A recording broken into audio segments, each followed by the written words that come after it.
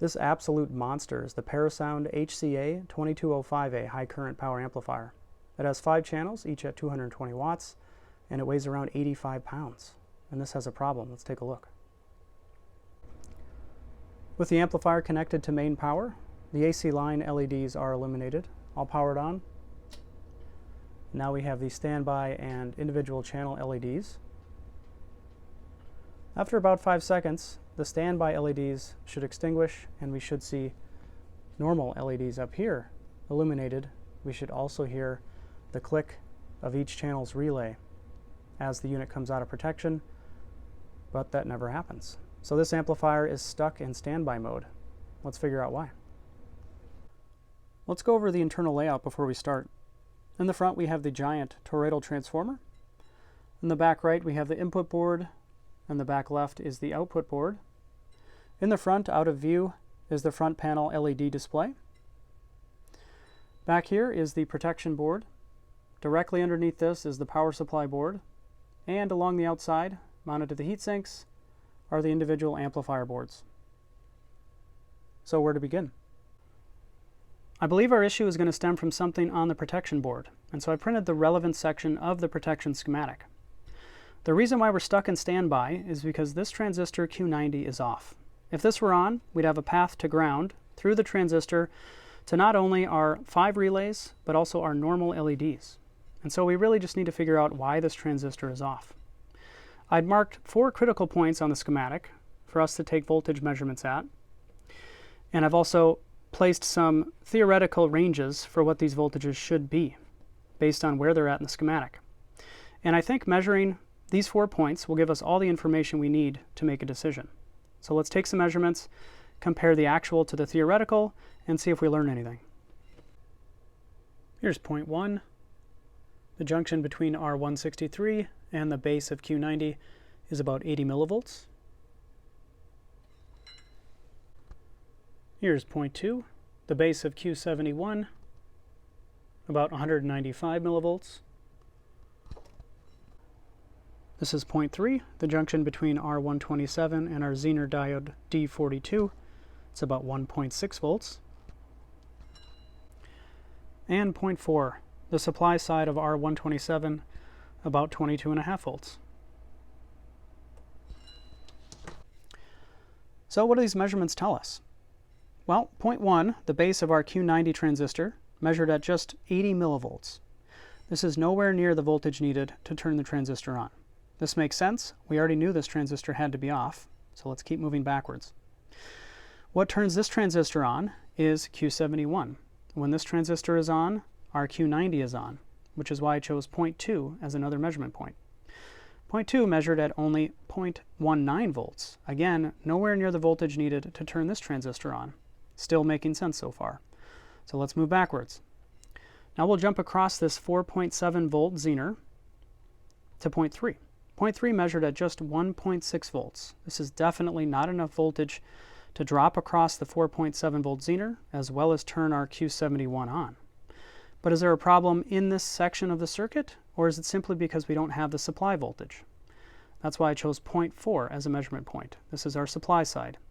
Point 4 measured at 22.5 volts, and that is definitely sufficient to drive this circuit. So I believe there's a problem in this section of the circuit. We have 22.5 volts here, only 1.6 volts here. My money is going to be on this capacitor right here, C93. This is an electrolytic capacitor, and I'm guessing it turned at least partially into a resistor. So now my plan is to remove the protection board. I'll remove this capacitor, and we'll take some measurements of that. Looks like someone's been in here before me. The bridge rectifier, or 4 individual diodes, have been replaced, as well as an electrolytic capacitor here.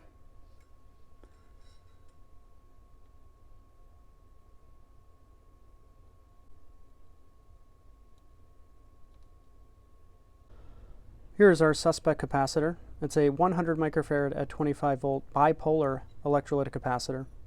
The schematic actually calls for C93 to be 47 microfarad at 25 volts, and that happens to be what I have on hand. So that's what I'll be replacing this with. But let's check the capacitance of this one.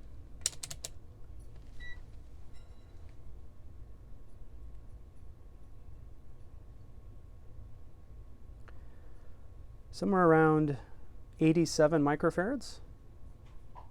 Now technically that's in spec for a 100 microfarad capacitor. Usually it's plus or minus 20%, but it being on the low end, that's not a good sign.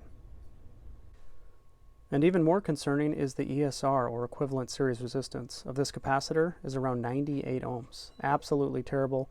A capacitor like this should have an ESR of an ohm or less. So that's not going to work. Let's replace it and see if that helps.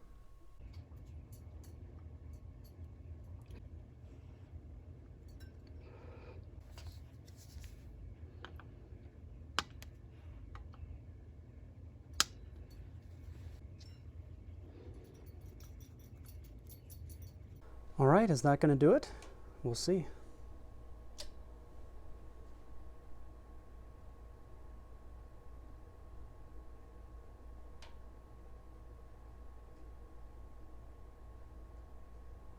It's not. All right. Well, more troubleshooting to be done then. Let's move on. Even though it was measuring bad, replacing C93 had no impact on our standby issue. So what about our 4.7 volt Zener D42, or the drive transistor Q71?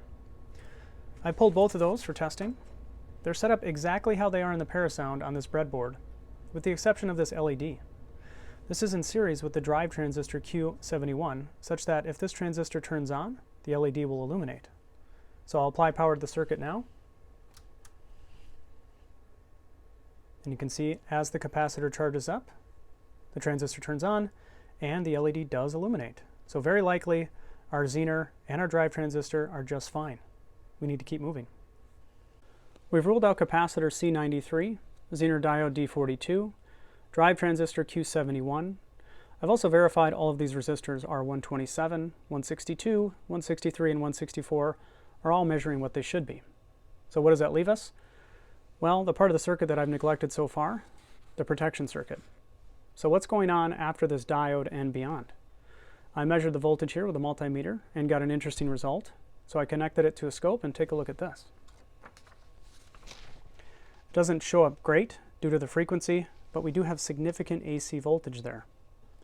This is 5 volts per division, so this is greater than 15 volts of AC at that diode. That does not seem right. So let's take a look at this side of the circuit and see what might be going on here. Here's the diode in question. If we follow that up, see it leads to this point right here. And this comes from one of our incoming AC lines. It's rectified just by a single diode, D31, and then it should be smoothed by this capacitor here, C88, before coming back to our standby circuit. So now I'm starting to wonder if C88 has a problem. It's not able to smooth properly. So let's remove this capacitor and take some measurements. All right, let's make some comparisons.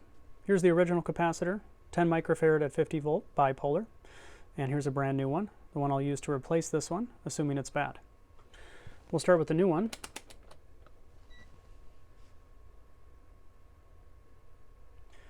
This is reading about 10.4 microfarad, just fine. Let's take a look at the original.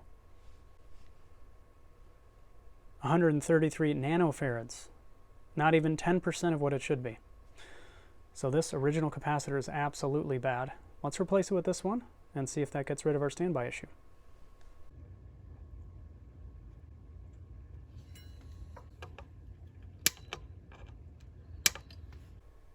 The first attempt was a swing and a miss, which is okay. Let's see if I got it this time. Wow. We got it. That was quick. That was about 2 seconds or so. I heard the relays engage, our standby LEDs extinguished, and our normal LEDs illuminated. That was it. So how does our failed capacitor C88 cause this problem? Well, the whole function of this capacitor is to smooth out the half-wave rectified voltage produced by diode D31. This should maintain a stable DC voltage on this side of the diode, and it must be greater than the voltage on this side of the diode so that the diode does not conduct. Because this capacitor failed, we had AC voltage on this side of the diode, and there was a significant amount of time where the voltage on this side of the diode was lower than the voltage on this side of the diode. During that time, this diode would conduct, lowering our voltage at this point, preventing our standby circuit from working properly. That's the end of the standby repair story for this Parasound HCA 2205A, but I doubt that's the end of the story for this amp in general. Do any of the 5 amplifier boards work? Are there any other problems? What other work needs to be done? We'll find out. Thanks for watching.